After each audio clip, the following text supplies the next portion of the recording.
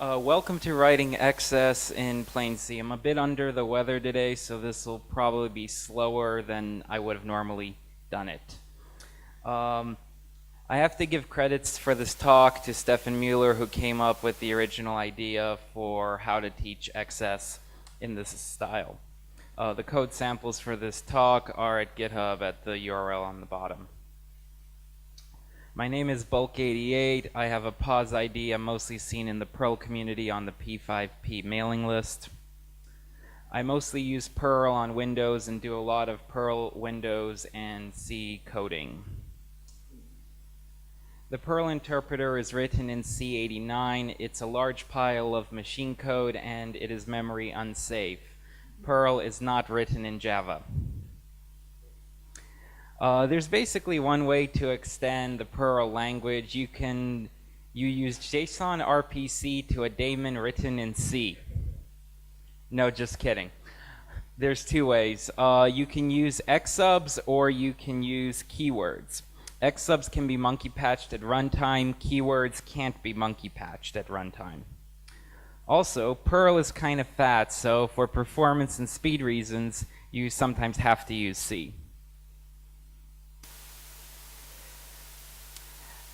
XS code is converted to C code by an app called xsubpp. xsubpp is a front end of a module called xutils parseXS, but parseXS was created from the guts of xsubpp. xsubpp was created in 1993 in Perl 5 Alpha 4, and it originated from TUS, which is type map user subs, which is from Perl 5 Alpha 3. Yeah. So is it true that Perl 5.0 predecessors go back much further. I'll get to it. TUS came from MUS, which stands for make user subs. Long time ago, xsubs used to be called usubs for user, and they were in files that had the US file extension, not XS. MUS was probably created to link to the curses library in Perl 3. To understand why XS is so hard to program or use, you have to understand that XS was written in the era of K and RC. Not C89, but K and RC. Because C89 was 1 year old when the predecessor to XS was invented. And also, XS is generally considered to be macro soup. There's many benefits of using XS because you have actual source code backwards and forwards compatibility across multiple versions of Perl. P5P can optimize the macros internally, and you'll just adopt the optimizations automatically as you upgrade your Perl. And also, everything I pretty much described today is undocumented APIs, so don't cry to P5P if you try using any of this code and it breaks on the next Perl version. All the examples here are from Perl 5.22. It does not compile on 5.20. I have not tested it with 5.24. But because it's so specific to each version of Perl, there's no point of trying to make it compatible across multiple versions because each Perl is unique.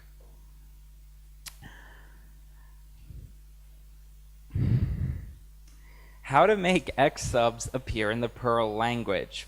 Your PM file usually calls XSLoader or DynaLoader.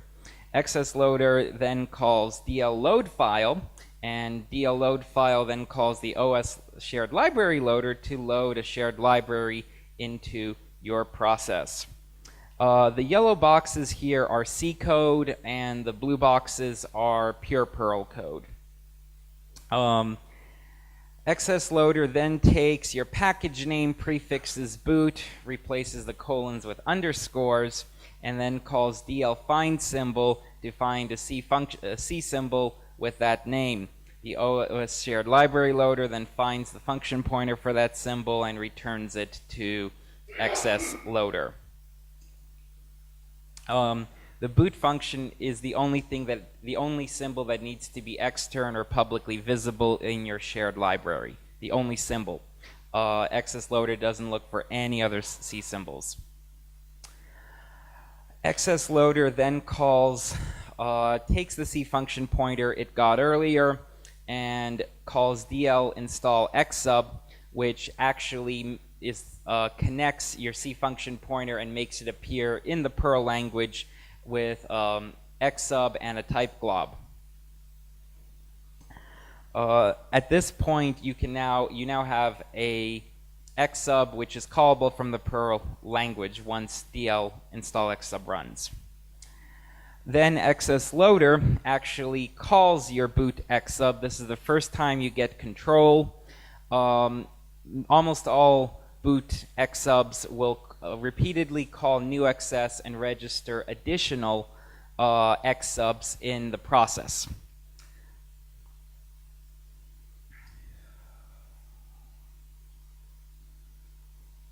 And once your bootstrap returns to XS loader immediately returns to your .pm file and doesn't do anything else.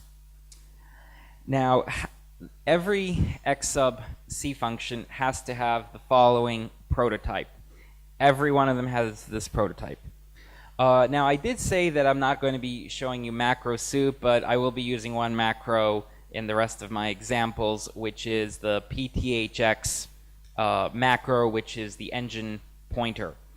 Because this argument is dropped out if you have no thread Perl, and on threaded Perl, you have to have the engine pointer available. And also the second argument to an xsub is the CV pointer, which is the C side of a Perl subroutine. A CV pointer, this is the layout of a CV. The green things are interesting to an XS programmer. The yellow things sometimes are, and the red things are only used by pure Perl code. Now, your C function pointer, when the CV is an xsub, lives up here, but there's another interesting pointer that you can use, which is called any. The Perl engine gives you this as a void pointer. You can put whatever you want here, but it's not backed by any storage. So usually something else has to own this pointer, and almost everyone, the any pointer can be used for like closures or fast lookup of C++ objects. It's most commonly used for closure building of some sort or another. Or if there's one C xsub function which is used to implement many different Perl language level subroutines, but they're all mapped to the exact same C function in the shared library. But when you need to have ownership to free, let's say, the any pointer, you'll usually use the linked list of magic. But going through the linked list takes time, so it's just faster just to keep a copy of that pointer in the any member. The Perl stack has a bunch of design requirements for it to work. Perl has no strict prototyping, so every single subroutine is var arg all the time. Almost nobody uses want array, and context is routinely ignored. Perl has to, and Perl doesn't enforce context on you either, like let's say a C++ compiler would. Perl also has to implement call frames because this is Perl, not BASIC, and we're not using goto. @_ is often, in most cases, @_ is a window into a piece of the Perl stack, and there's a local that's done behind the scenes every time you change a subroutine to move the window that @_ points into the Perl stack. And also the Perl stack can be reallocated at any time to grow as more elements are put on it, or if someone dumps a huge array onto the Perl stack. If you want, you can grow the Perl stack to 128 terabytes, but I don't think anyone wants a Perl stack that big. On the Perl stack, your incoming arguments are also your outgoing arguments to your caller. You cannot store random pieces of data on the Perl stack. You can only store the null pointer and reference counted things like scalars, arrays, and hashes. You can also, context again is an artificial concept on the Perl stack. It's just the number of arguments you're returning, because almost nobody uses want array and it's ignored. If you want the want array information from in C, you can obtain it if you want, so don't worry about that. Now on to the two main stacks that I will be discussing the rest of this talk. The Perl stack starts at a variable called PL stack base, which is a pointer to the start of the Perl stack. You'll also be heavily interacting with the mark stack because you have to know where your piece of the Perl stack begins.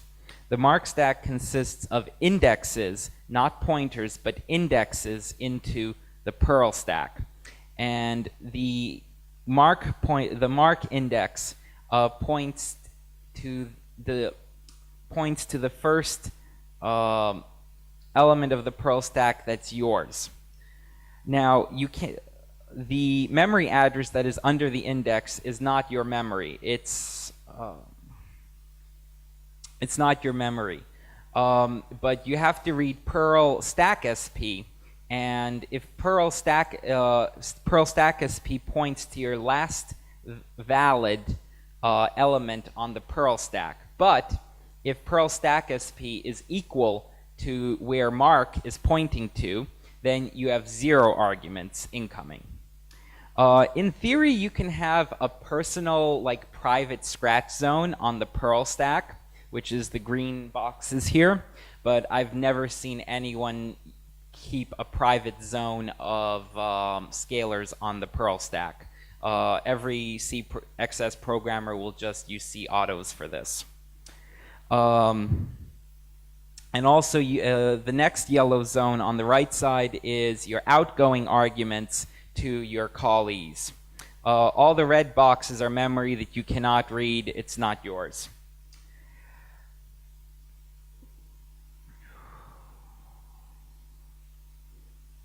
And let's see.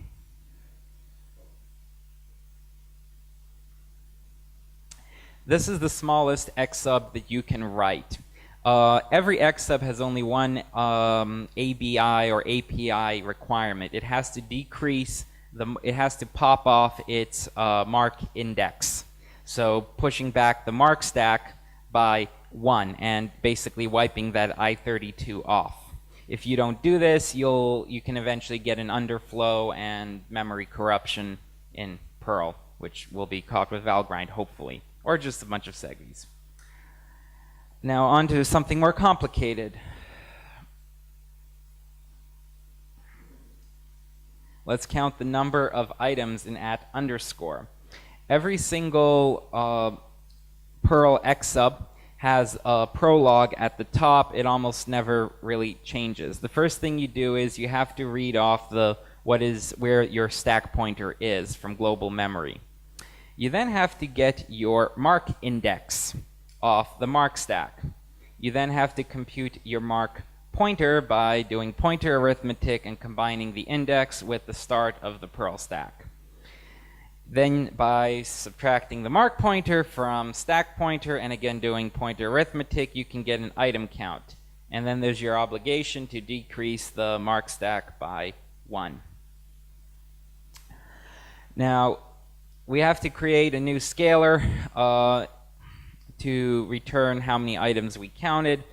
If you don't know what a Perl scalar, what's supposed to own a Perl scalar, you mortalize it. The Perl stack does not own any scalars that are on it. Every scalar that is on Perl stack has to be owned by something else, some other data structure in the Perl engine. If you don't know what is supposed to own a scalar, you mortalize it. Most returned arguments from Perl X subs are mortalized, unless they're globals. If they're globals, you can just return the global. and you don't need to mortalize it because the reference counter is already owned by some other global data structure. We then, once we create an empty mortalized scalar, we then set the scalar to the number of items we have. Now, because we got a whole bunch of incoming arguments, we have to wipe all of our arguments off of the Perl stack, and we do this by assigning mark to SP. And as I earlier said, if SP is equal to mark, you have 0 arguments, so that effectively wipes off all the incoming arguments. But in theory, we could have been called with 0 arguments. So it's not actually safe to return 1 argument if there's no space for it on the Perl stack. So we still have to bounds check the Perl stack and reallocate it if there isn't any space for 1 element on the Perl stack, because this could have been called with an empty list. We then advance stack pointer by 1 slot.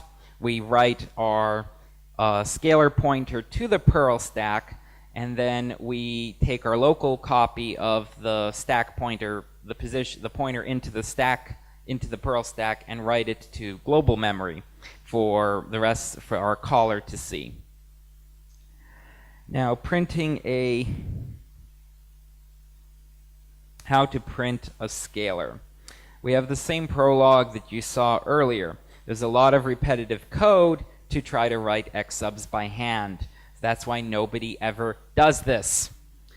We have to check, this time we have to check the number of items we got. If we got the wrong count, we die. Because you don't want to, if you got called with empty list, you don't want to read uninitialized memory and crash. Now, to get the string out of a scalar, we have to dig inside the scalar data structure, check the flags. If the flags say we have a string inside, we can directly extract the string pointer. Else we have to call a function to cast and convert this scalar into a string. We then print the string, and then because we already know we had 1 incoming item because we would have died earlier if we didn't have 1, it's safe to just do an absolute decrease of 1 slot on SP. We then write SP to global SP, and that way we know we're returning an empty list from this X sub. How to sum a list of numbers in an X sub. Again, we have a standard prologue, but this time we back SP up by the number of items, and we again, pointer arithmetic, we effectively turn SP into mark. And because we turned SP into mark, when we dereference SP in the loop, we have to add 1 to read our scalars off of the Perl stack. And just like with the printing example in the last slide, we again check the flags, see if our scalar internally is a double. If it is internally a double, we can directly read out the double. Else we have to call the casting function to convert the scalar and get a double value for that scalar. Because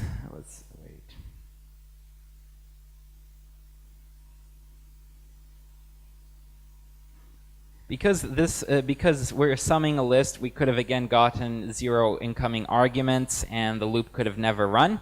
So we have to bounds check. We have to again bounds check the Perl stack and reallocate the Perl stack if we don't have enough value. If we don't have 1 slot on it. Then we create a new scalar with the double value inside, and again mortalize it because something has to own that scalar, because the Perl stack doesn't own anything on it. We then assign that scalar to SP, to the memory address pointed to by SP, and then we write our local copy of SP to global memory and return to our caller. And finally, how to write that boot X sub which registers additional X subs in your process, because XS loader will only call 1 X sub from your shared library. You have we have a slim prologue at the top. Pretty much we return empty list. We don't have to return any values. We can just return empty list. The way you register additional xsubs is the new XS function. The first argument is a string to the name that you want that C function pointer to appear at in the Perl language. If you pass null for a name, you will actually create an anonymous xsub, and you can get the CV pointer. The return value of new XS is a CV pointer. So if you create an anonymous CV, you can use its CV pointer to further manipulate it, call it, or stick it away somewhere. The second argument is your C function pointer, and the third argument is the file name of where this xsub is coming from. The Perl engine doesn't ever actually return this C file name to you ever, anywhere, because Perl warnings, even inside an xsub, will refer to the last piece of pure Perl code you ran. Xsubs do not create Perl call frames for things like caller, Perl warnings, or the Perl debugger. They're invisible in the Perl call stack from the Perl debugger.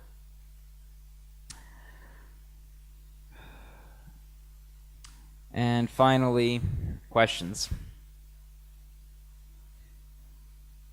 Any?